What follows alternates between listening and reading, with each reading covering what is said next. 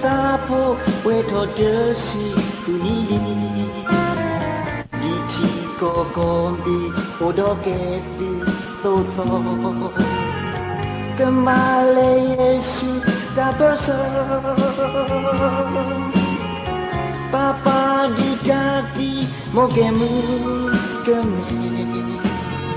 O kuto osuko kemu mosame Quando teragadi kedota Mosa pomi olia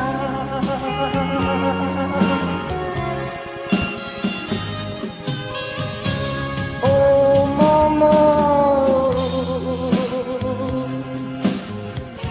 Kenyo koi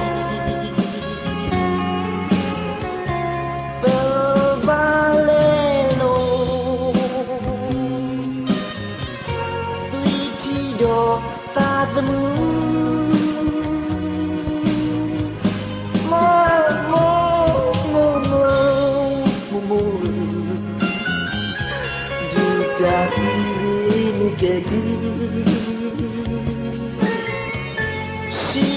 tervivo tabu Dei kotu legni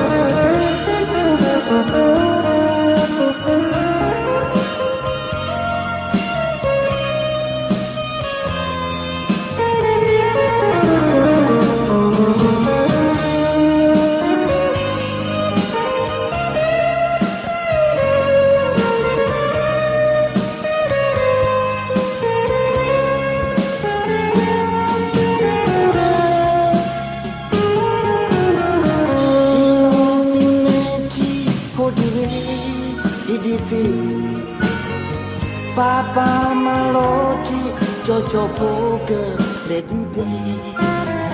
Dichi kokombi odoketi toto Papa kisakre odopo Maloti napu dokwake momo Hekuyo buklo vindidu Chiponi Opo we Nikeku Chudo Sameta omu Dukhadui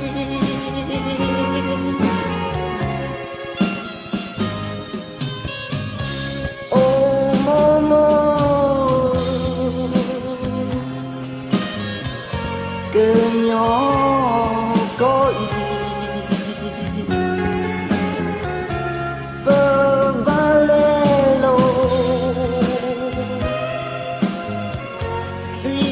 Do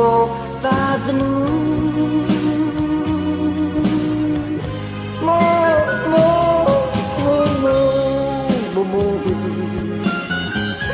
di daki